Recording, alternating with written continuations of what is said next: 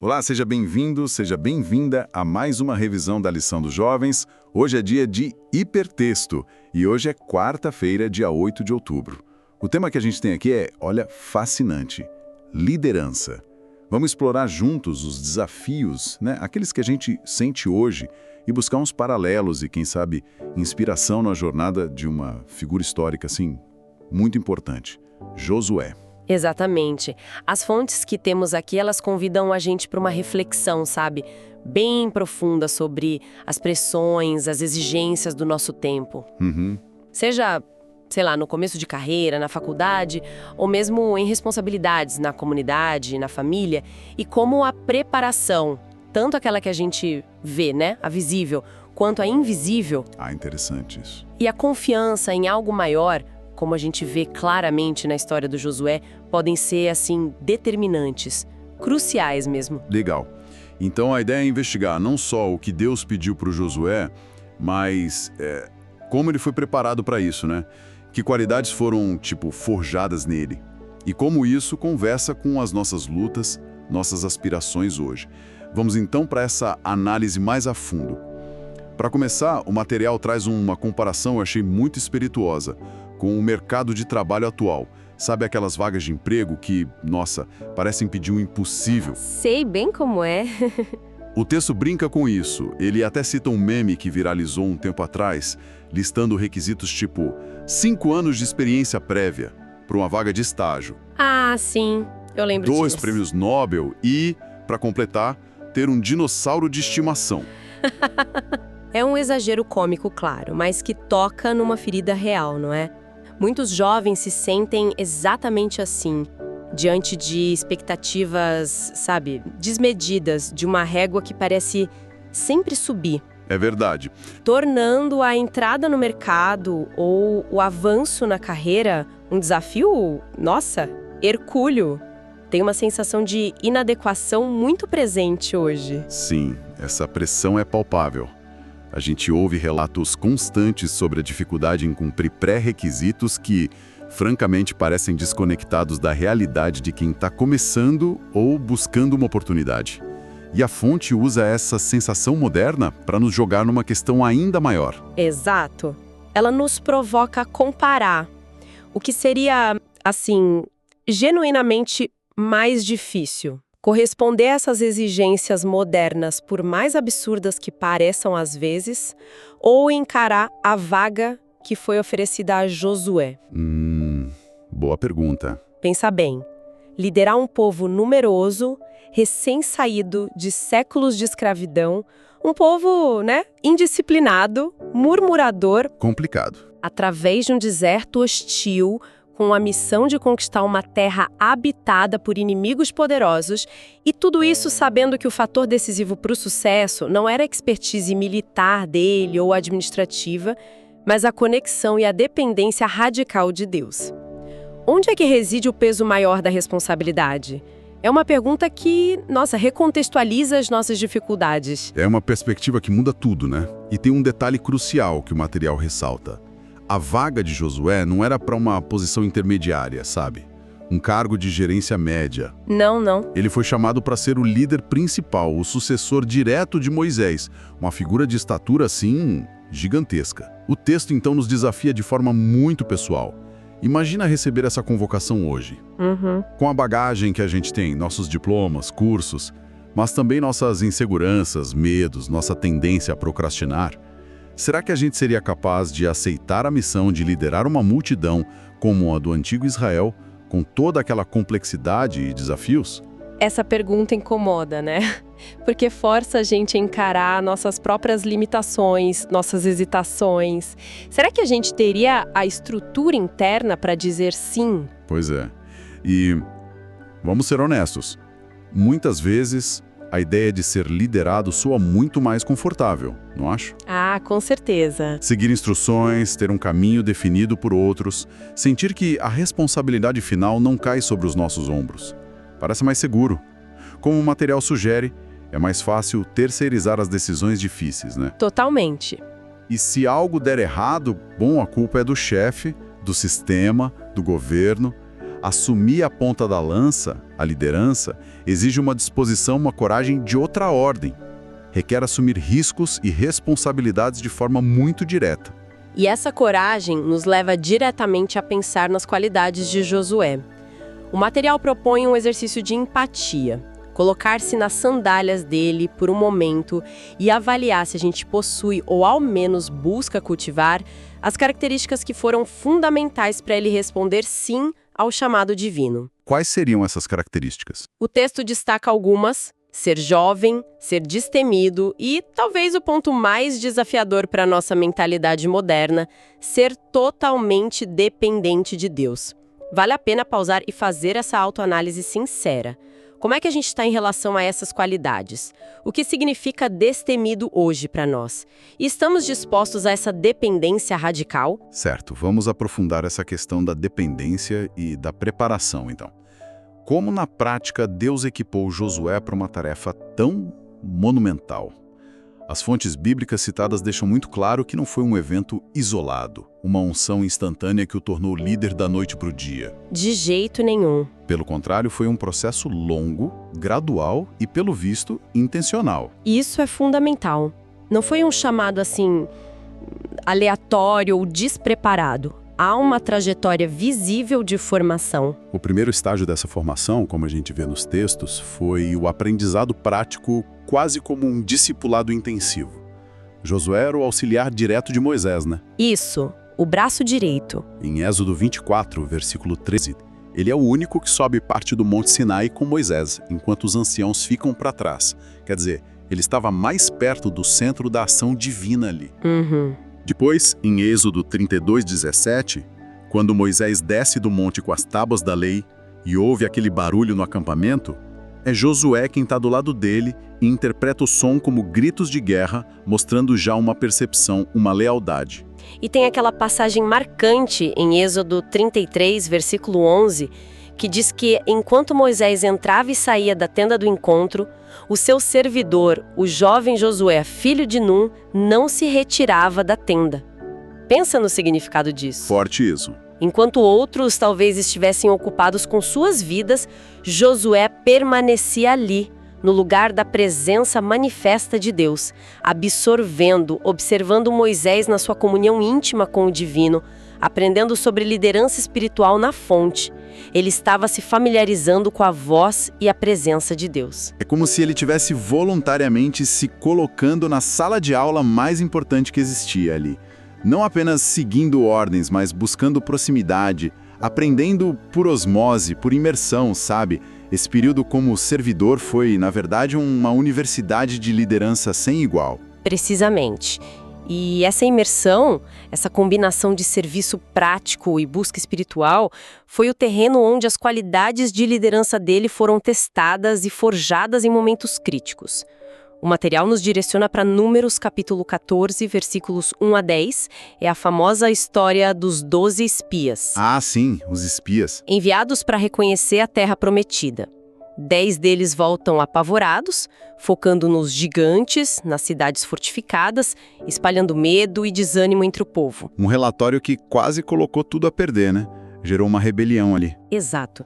Mas no meio daquele caos de incredulidade, duas vozes se levantam em dissonância.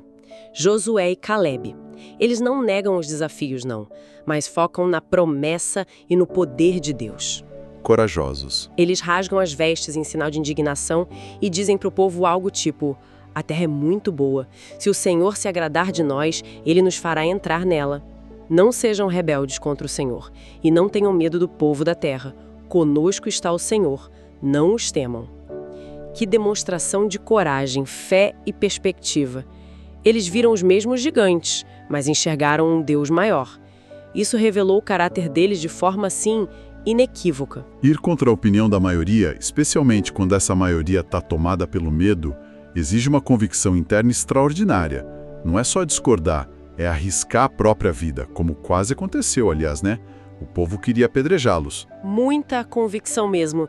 E essa fidelidade demonstrada sob pressão não passou despercebida por Deus. Mais tarde, em Números capítulo 27, versículos 15 a 23, a gente vê o momento da sucessão se aproximando. A passagem do bastão. Isso. Moisés, ciente de que não entraria na Terra Prometida, pede a Deus um líder para o povo, para que a congregação do Senhor não seja como ovelhas que não têm pastor. E a resposta de Deus é direta: tome Josué, filho de Num, homem em quem há o Espírito, e impõe a mão sobre ele. Olha que interessante. A escolha divina é baseada no reconhecimento de uma qualidade interna essencial, em quem há o Espírito. Então, a escolha não foi por ele ser, sei lá, o mais forte, o melhor estrategista ou o mais popular, mas por ter essa conexão espiritual, esse caráter moldado por Deus. Exatamente. A imposição de mãos por Moisés, ali diante de toda a congregação, foi a confirmação pública e a transferência de autoridade, mas a qualificação fundamental já estava lá, reconhecida por Deus. Era o resultado daquele longo processo de aprendizado e teste. Faz sentido. E essa fidelidade é reforçada de novo em Números 32, versículo 12, onde Deus elogia Josué e Calebe porque eles perseveraram em seguir-me. Mesmo depois de décadas vagando pelo deserto, vendo uma geração inteira morrer por causa da incredulidade, a lealdade deles não vacilou. Essa perseverança é impressionante. Manter o foco e a fé por tanto tempo, em circunstâncias tão adversas, é algo. E por fim, a gente chega em Deuteronômio 34, versículo 9. Moisés acabou de morrer, um momento de luto, de incerteza para o povo. O texto diz: Josué, filho de Num, estava cheio do espírito de sabedoria, porque Moisés lhe havia imposto as mãos. Assim, os israelitas lhe obedeceram e fizeram como o Senhor ordenara a Moisés. Percebe a culminação do processo? Sim, é a conclusão da preparação.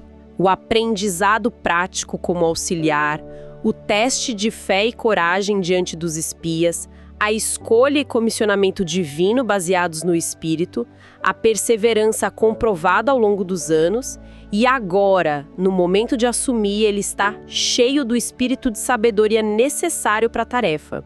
Deus não o lançou despreparado, houve um investimento divino na formação dele. Fica muito claro que foi uma jornada de desenvolvimento, assim, cuidadosamente orquestrada, nada foi por acaso. E isso nos leva a um ponto interessante que o material chama de momento hipertexto. Sim, é uma sugestão metodológica interessante que a lição propõe. Bem legal. Pelo que eu entendi, a ideia de momento hipertexto e de construir uma rede semântica é um convite para quem está estudando essa lição. É como se cada elemento que a gente discutiu, as pressões modernas, a natureza do chamado de Josué, as qualidades dele, juventude, coragem, dependência, as etapas da preparação divina, serviço, teste, comissionamento, capacitação, fosse um nó de informação, sabe? Como pontos no mapa. Exato. O exercício é começar a conectar esses nós, traçar as linhas entre eles e ver que desenho emerge para nós. Como se a gente estivesse montando o nosso próprio mapa conceitual sobre liderança, fé, preparação, a partir das peças que a história de Josué nos oferece, o que, nesse emaranhado de informações, realmente faz sentido e se conecta com a nossa realidade. Exato. É um convite à reflexão ativa, né? Para não ser apenas um receptor passivo da informação.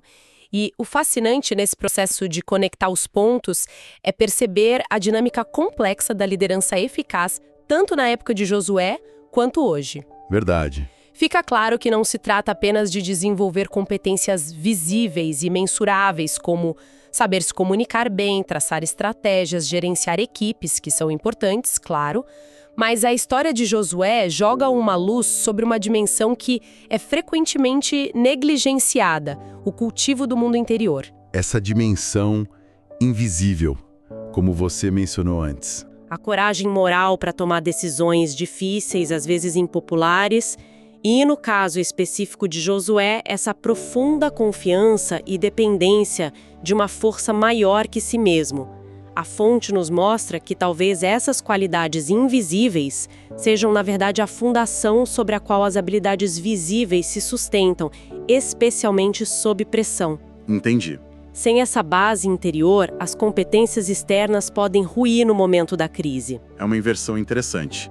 Normalmente a gente foca tanto no currículo, nas habilidades técnicas, nos resultados quantificáveis, e talvez estejamos negligenciando a construção do alicerce. E é aí que a história de Josué transcende o mero relato histórico.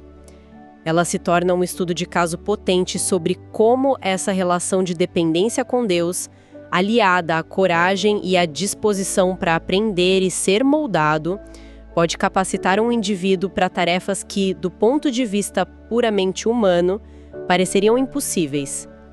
Refletir sobre como esses elementos fé, coragem, aprendizado, ação se entrelaçaram na vida dele nos desafia a pensar o que precisamos buscar ou fortalecer em nossa própria jornada. Isso vale para todo mundo, né? Com certeza. Independentemente de ocupar uma posição formal de liderança ou não, todos nós exercemos algum tipo de influência, todos lideramos em alguma esfera. Na família, no grupo de amigos, num projeto voluntário ou liderando a nós mesmos, né? Que já é um desafio enorme. Faz todo sentido. Liderança não é só o cargo, é a influência e a responsabilidade que a gente assume onde está. Então, ao final dessa nossa conversa, o que podemos levar como pontos principais dessa exploração? Depois de contrastar as exigências, às vezes surreais de hoje com o chamado épico de Josué, e de detalhar esse processo cuidadoso de preparação divina, talvez a ideia mais forte que fica seja essa. O mundo valoriza imensamente as qualificações externas, né? Diplomas, certificados, experiência comprovada, resultados visíveis, e elas têm seu lugar, claro. Sim, são importantes. Mas a história de Josué nos lembra que existe uma preparação interna, uma construção de caráter, uma ética de dependência, seja em Deus, em princípios, em valores sólidos, e uma coragem que nasce dessa confiança, que são tão ou mais cruciais para navegar os desafios reais da vida e da liderança. Exatamente. A narrativa sugere que essa força interior não é apenas um bônus, mas talvez o próprio motor da liderança resiliente e significativa. E isso nos deixa com uma reflexão importante, uma questão para talvez continuar explorando individualmente. Qual seria? Se a gente concorda que essa preparação invisível é tão vital, a pergunta que emerge é, além de buscar as qualificações visíveis e a experiência prática que o mundo demanda, como é que a gente está investindo nessa dimensão interior? Como cultivamos ativamente o nosso caráter, a nossa fé, seja ela qual for, a nossa capacidade de confiar em algo além do nosso próprio controle e inteligência, e a coragem que brota dessa confiança. Boa pergunta. Quais práticas, disciplinas ou relacionamentos nutrem essa parte invisível de nós, que, segundo a história de Josué, parece ser tão decisiva para enfrentar os gigantes e liderar bem, seja em grandes missões ou nas pequenas batalhas do dia a dia? Uma excelente provocação final. Como nutrir essa dimensão invisível, que no fim das contas pode ser o nosso maior diferencial diante dos desafios? Fica aí a pergunta para continuarmos pensando. Até amanhã no próximo estudo. Até mais!